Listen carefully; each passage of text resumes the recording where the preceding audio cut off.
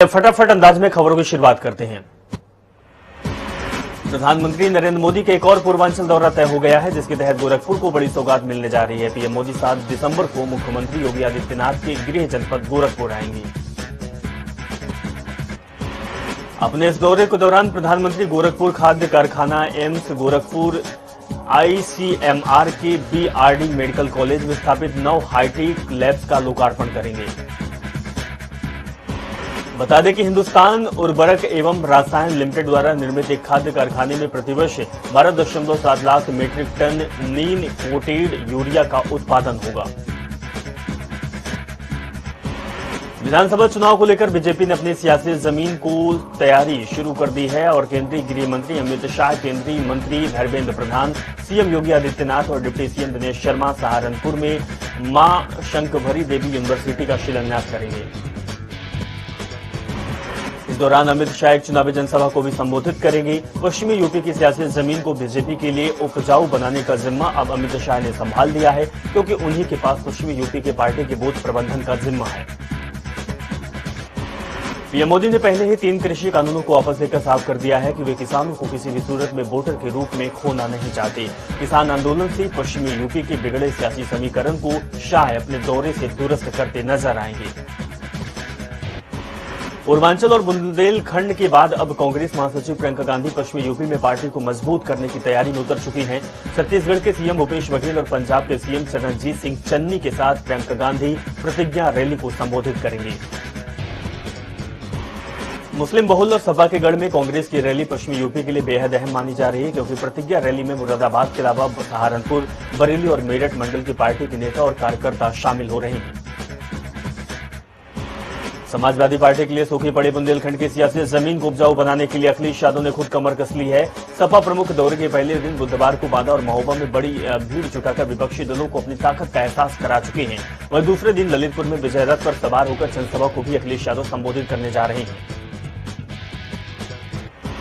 बुंदेलखंड का इलाका सियासी तौर पर सपा के लिए काफी अहम माना है, क्योंकि 2017 में यहां एक भी सीट नहीं मिली थी। बीजेपी ने सभी 19 सीटों पर अपना कब्जा जमाया था। बीजेपी के इस मजबूत गढ़ में सेंधमारी के लिए अखिलेश यादव पहुंच चुके हैं। उत्तर प्रदेश के 12.17 लाख छात्र छात्राओं के खाते में 458 करोड़ की धनराशि बतौर स्कॉलरशिप ट्रांसफर की गई है। इस मौके पर सीएम योगी ने अलग अलग जिलों के छात्र छात्राओं से संवाद भी किया है। सीएम योगी आदित्यनाथ ने कहा है कि अंतिम व्यक्ति तक सरकारी योजनाओं का लाभ पहुंचना सरकार की प्राथमिकता है। उन्होंने स्कॉलरशिप पाने वाले छात्र छात्राओं को बधाई दी है और कहा है कि पूर्व की सरकारों ने राजनीतिक प्रतिशोध के तहत छात्र छात्राओं से भेदभाव किया है। देश भर में राजस्थान के बेरोजगारों का आंदोलन अब चर्चा का विषय बन चुका है। अपनी 22 सूत्री मांगों को लेकर राजस्थान के बेरोजगार 5 दिन से यूपी कांग्रेस मुख्यालय के बाहर धरने पर बैठे हैं। बीते दिन बेरोजगारों ने लखनऊ कांग्रेस कार्यालय के बाहर दंडवत लेटकर विरोध जताया है।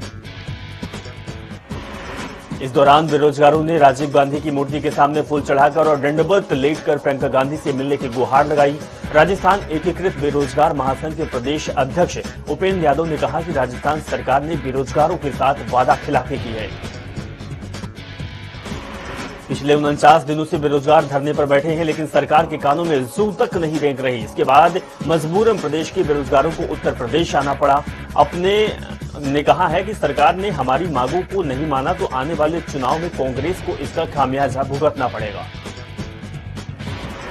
बाहर से आने वाले यात्रियों को बिना जांच कराए यूपी में एंट्री नहीं मिलेगी। हर व्यक्ति को बस स्टेशन, रेलवे स्टेशन और एयरपोर्ट पर आरटी-पीसीआर जांच कराना अनिवार्य होगा। जांच रिपोर्ट आने के बाद ही उन्हें आगे जाने दिया जाएगा।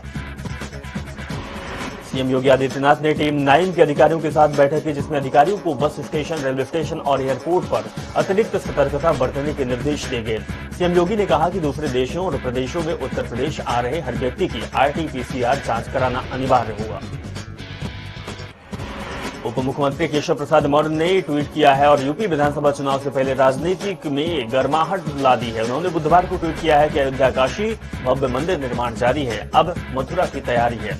इसके बाद कई कयास लगाने शुरू हो गए। वहीं केशव प्रसाद मौर्य ने अखिलेश यादव से सवाल भी किए हैं। केशव प्रसाद मौर्य ने कहा, अखिलेश यादव कहते हैं कि वो कृष्ण भक्त हैं, राम, शिव और गंगा भक्त हैं। वो बताएं कि मथुरा में भगवान श्री कृष्ण का मंदिर बनना चाहिए कि नहीं। साथ उन्होंने ये भी कहा कि विपक्षी दल मुस्लिम तुष्टीकरण की राजनीति करते हैं। वहीं इस पूरे मामले पर मायावती ने बीजेपी पर ट्वीट पर निशाना साधा है। मायावती ने लिखा है कि यूपी के डिप्टी सीएम केशव प्रसाद मौर्य द्वारा विधानसभा आम चुनाव के नजदीक दिया गया बयान भाजपा के हार की आम धारणा को पुख्ता करता है। इसके लिए आखिरी हथकंडे से अर्थात हिंदू मुस्लिम राजनीति से भी जनता सावधान रहे। मायावती के ट्वीट पर सुरेश खन्ना का बयान भी सामने आया है। सुरेश खन्ना ने कहा कि अगर हम अपने धार्मिक स्थलों को सौंदर्यीकरण कर रहे हैं तो इससे गलत क्या है। कृष्ण सबसे बड़े देवता हैं और अगर उनके लिए कोई कॉरिडोर बनाया जाता है फिर सौंदर्यीकरण किया जा रहा है तो इसमें गलत क्या है। हमीरपुर में पुलिस अधीक्षक और जिलाधिकारी सुबह होते ही साइकिल से गश्त के लिए निकल गए और लोगों के बीच जाकर उनकी समस्याएं सुनी। साथ ही जिलाधिकारी ने बेतवा तटबंध की साफ सफाई, सौंदर्यीकरण और पीने के पानी की व्यवस्था के लिए नगरपालिका को दिशा निर्देश दिए हैं। कोरोना के नए वेरिएंट को लेकर लखनऊ एयरपोर्ट पर सतर्कता बढ़ा दी गई। विदेशों से आने वाले यात्रियों की एयरपोर्ट पर RT-PCR जांच हो रही है। वहीं जिलाधिकारी अभिषेक प्रकाश ने एयरपोर्ट पर महत्वपूर्ण बैठक करके सावधानी बरतने के निर्देश दिए हैं। फतेहपुर के बखेवर थाना क्षेत्र में सवारियों से भरी बस अनियंत्रित होकर खाई में जा गिरी, जिसमें आधा दर्जन से ज्यादा यात्री घायल हो गए। जिसके बाद सूचना मिलते ही मौके पर पहुंची पुलिस ने सभी घायलों को इलाज के लिए अस्पताल में भर्ती कराया। बुलंदशहर के शिकारपुर क्षेत्र में कार पेड़ से टकराकर सड़क के किनारे पलट गई, जिसमें कार सवार ASI की उपचार के दौरान मौत हो गई। जिसके बाद सूचना मिलते ही मौके पर पहुंची पुलिस ने ड्राइवर को गिरफ्तार कर जेल भेज दिया है। अमेठी के जायफ क्षेत्र में तेज रफ्तार अनियंत्रित ट्रक और बाइक के बीच जोरदार टक्कर हो गई, जिसमें बाइक सवार युवक की मौके पर ही दर्दनाक मौत हो गई। जिसके बाद सूचना मिलते ही मौके पर पहुंची पुलिस ने शव को कब्जे में लेकर पोस्टमार्टम के लिए भेज दिया। इटावा के फुफई क्षेत्र में एक ट्यूबवेल में 6 फीट लंबा अजगर सांप छुपा हुआ था। जिसके बाद सूचना मिलते ही मौके पर पहुंची मिशन स्नेक वाइट वन्य जीव विशेषज्ञ सर्वमृत डॉक्टर आशीष त्रिपाठी ने उस अजगर को बिना किसी नुकसान के अपने विशेष उपकरणों की सहायता से सुरक्षित बाहर निकाला। दिल्ली से सटे गाजियाबाद के इंदिरापुरम थाना क्षेत्र में बहुमंजिला इमारत की 5वीं मंजिल में अचानक आग लग गई। जिसके बाद सूचना मिलते ही मौके पर पहुंची पुलिस और फायर ब्रिगेड की टीम ने कड़ी मशक्कत के बाद आग पर काबू पाया। लखीमपुर खीरी में बजाज चीनी ग्रुप की ओर से किसानों की गन्ने की बकाया भुगतान को लेकर किसान पलिया भीरा में सहकारी गन्ना समिति प्रकरणों में आज चौथे दिन भी लगातार 24 घंटे धरना पर बैठे हुए हैं।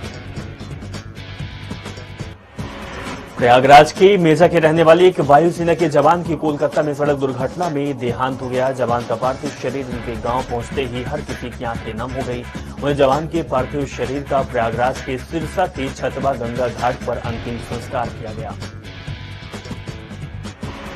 आगरा के ताजगंज थाना क्षेत्र में दहेज की मांग से परेशान विवाहिता ने फांसी लगाकर आत्महत्या कर ली। जिसके बाद सूचना मिलते ही मौके पर पहुंची पुलिस ने मामले की तफ्तीश में जुट गई। मुजफ्फरनगर के मीरापुर थाना क्षेत्र में भीषण सड़क हादसे में एक व्यक्ति की दर्दनाक मौत हो गई। वहीं 24 से ज्यादा लोग बुरी तरह घायल हो गए। जिससे मौके पर पहुंची पुलिस ने ग्रामीणों की मदद से फंसे हुए लोगों का रेस्क्यू कर घायलों को उपचार के लिए अस्पताल में भर्ती किया। शाहजहांपुर में सरकारी नल में चमत्कार हुआ। यहां पिछले कई महीनों से नल में गर्म पानी निकल रहा है। सर्दी के दिनों में निकल रहे इस पानी से जहां लोग हैरान हैं तो वहीं नल में करंट आने से कई लोग इस नल से करंट भी खा चुके हैं।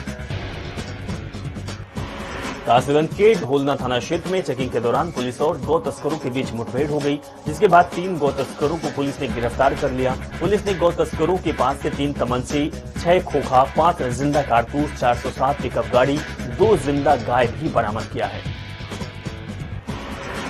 ललितपुर के वार थाना क्षेत्र में शराब के नशे में धुत युवक ने परिजनों से अपनी बात मंगवाने के लिए कुएं में कूद गया। जिसके बाद ग्रामीणों के बहुत समझाने बुझाने के बाद युवक को कुएं से बाहर निकाला गया।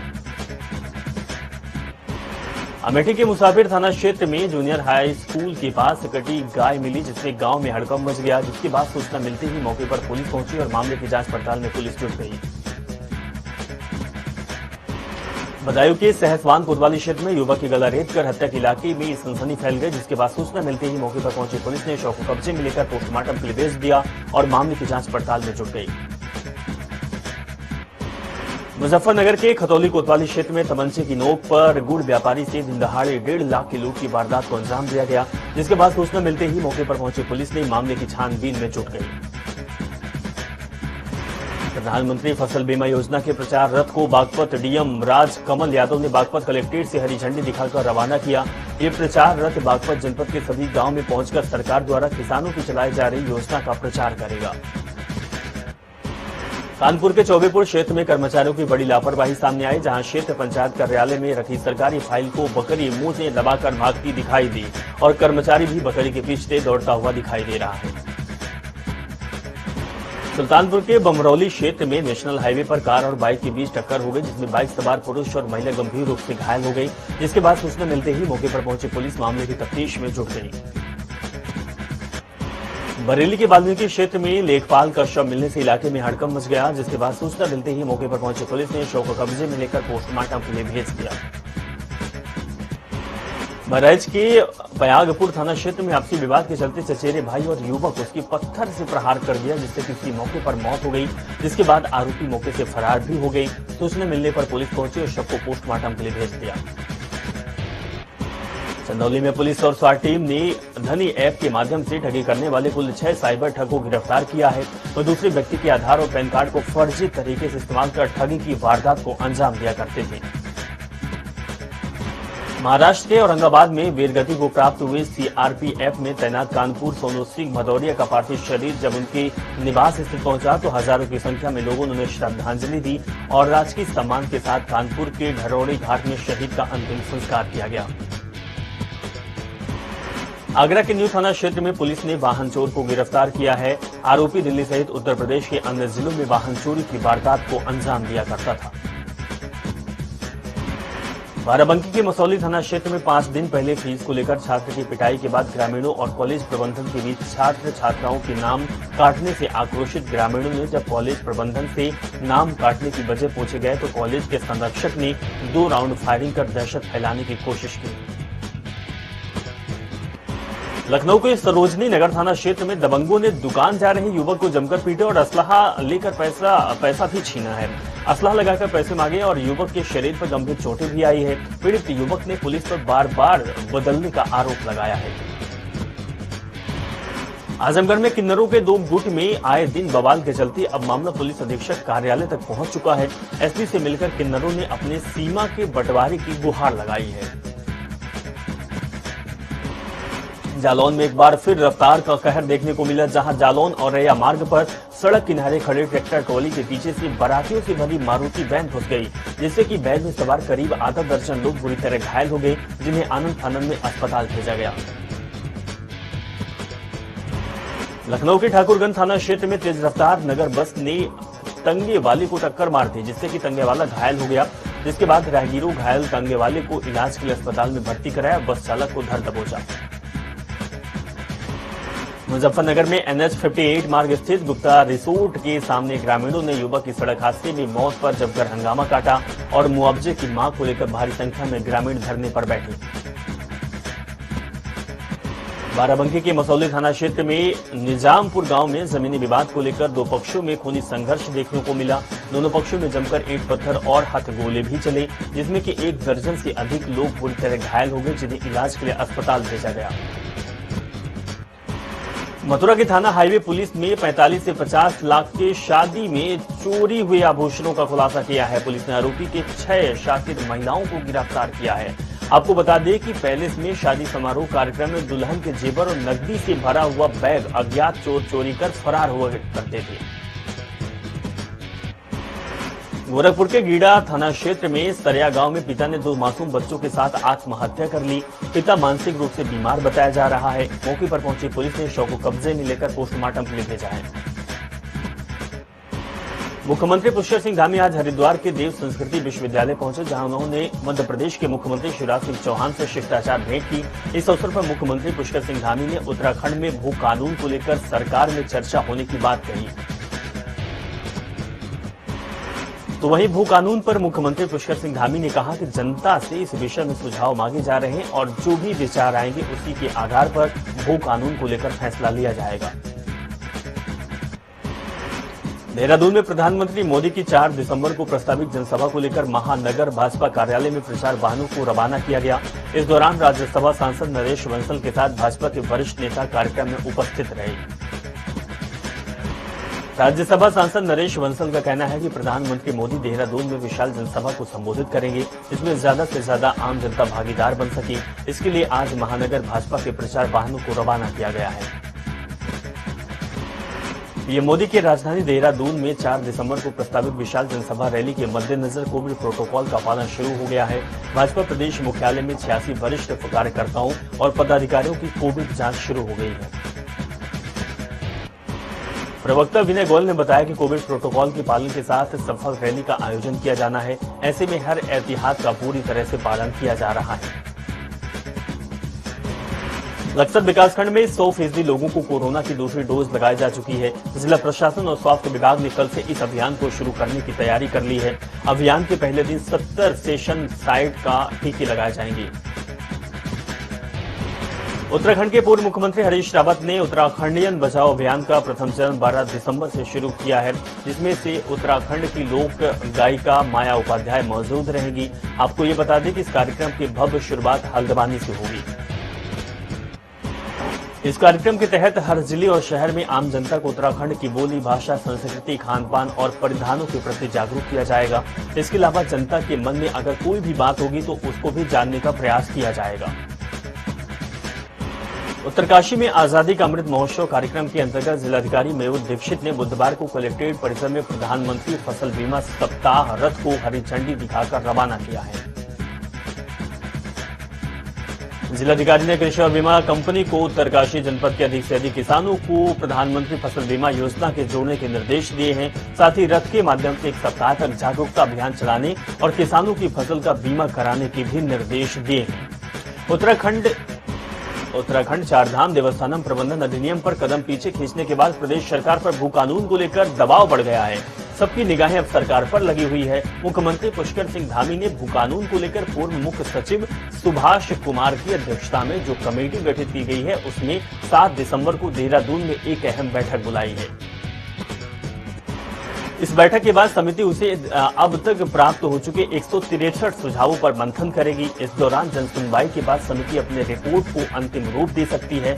ये भी बता दें कि तीर्थ पुरोहितों की तरफ से राज्य के विभिन्न संगठनों के बैनर तले सशक्त भू कानून की मांग को लेकर लोग आंदोलित हैं। मुख्य विपक्षी दल कांग्रेस ने भी भू कानून को चुनावी मुद्दा बनाया है। आम आदमी पार्टी से लेकर उत्तराखंड क्रांति दल समेत अन्य सामाजिक संगठन भी सरकार से मजबूत भू कानून बनाए जाने की मांग कर रहे हैं। कोरोना के बढ़ते मामले और नए वेरिएंट की चिंता के बीच सरकार के निर्देश पर बॉर्डर पर बाहरी यात्रियों की कोरोना जांच शुरू हो गई है। नारसन, भवानपुर, खानपुर क्षेत्र की लगभग सभी सीमाओं पर यात्रियों को रोककर कोरोना की एंटीजन और RT-PCR जांच कराई जा रही है। बिना जांच के किसी भी बाहरी यात्रियों को उत्तराखंड प्रवेश नहीं किया जाएगा।